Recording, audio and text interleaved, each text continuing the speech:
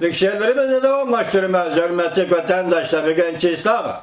2019 yıl 11. ayının 2. günü yaptığı şembe.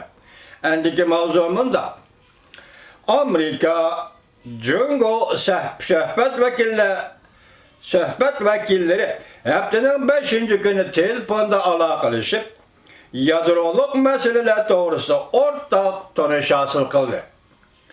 Mavzulu haber 11. ayının 1. günü Ümit Avazı Toru'da ilan kılındı. Haber mundak başlandı. Haftanın 5.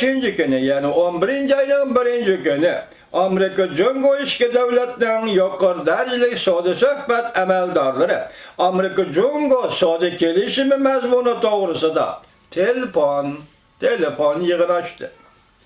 Yığından ki iki taraf gelişiminin yadroluk mezmunu doğrusu da birlikte kelgelliğini bildirişti. Cungo Suudi Ministerliği mundak görsetti.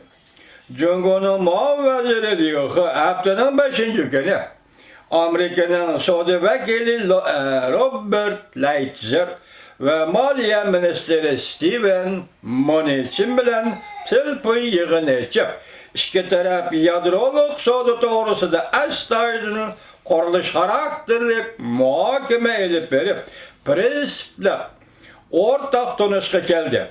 Okşaşla kiler ketimlik söhbet doğrusu da muhakeme edip vardı. Amerika Suudi işhanesi haftanın 5. günü bir parça bayanatı da mundak görsetti. Suudi vekili 5 saha için ilgirleş hasıl kıldı.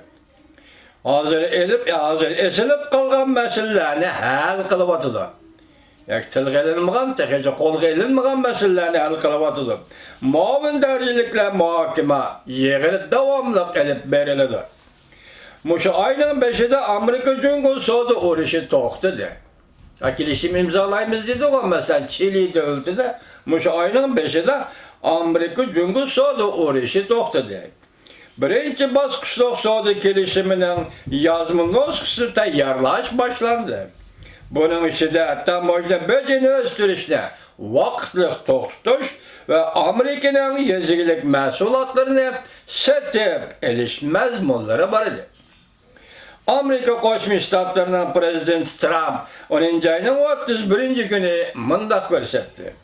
Çili hükümeti, Çili'de Asya en çok yan iktisadi hemkarlık yığını açılış ornunu emelden kaldırgan deyken Amerika Cungo kelişim imzalaydıgan yeni bir orunu ilan kılışı gerek buldu. Amerika Suudi Ministeri Wilbur Ross haftanın 5. günü mundak görsetti.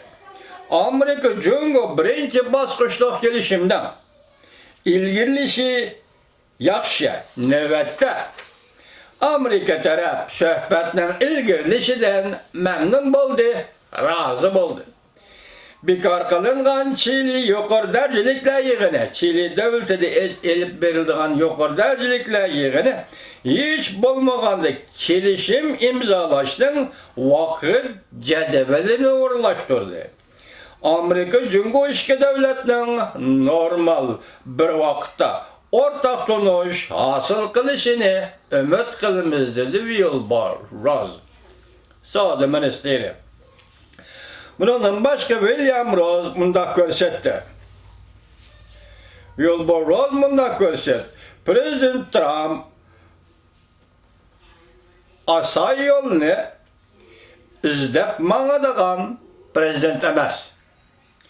Prezident Trump asay yolunu izlep mağadagan prezident emas. Prezident Trump'ın bu alayliliği Beijing'e soda üsteliğe elip geldi. Prezident Trump'ın bu alayliliği Beijing'e soda üsteliğe elip geldi. Eğer Prezident Trump konu kaide tertiplerde Çin turbaladığın prezident bolsaydı, nayda adli usulü bilen söhbet edip berilattı.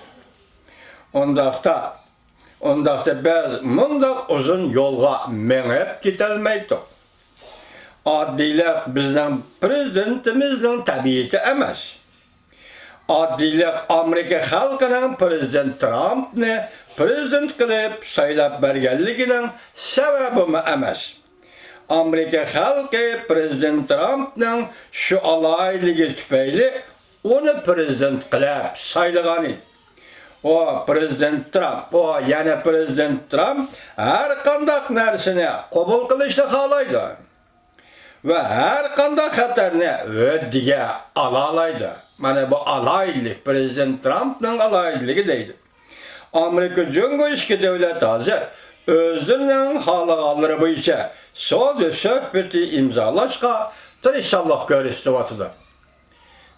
Mush cümle taza yaxshi qo'yilmay qoldini her ikki devlet o'zining halaqalları bo'yicha. Prezident Trump baştan axir nima deb keldi? Esingiz va vatandaş. Biz Cumhur'la imzalaydigan kelishim çoxum Amerikaga foydali qilish kerak. Shunday dedi o. Demak, bu kelishim faqat Amerikaga foydali bo'lgan bo'lsa, bu yerda Cumhurning o'zi xohlagancha kelishim imzalashi mavjud bo'lmaydi degan gap.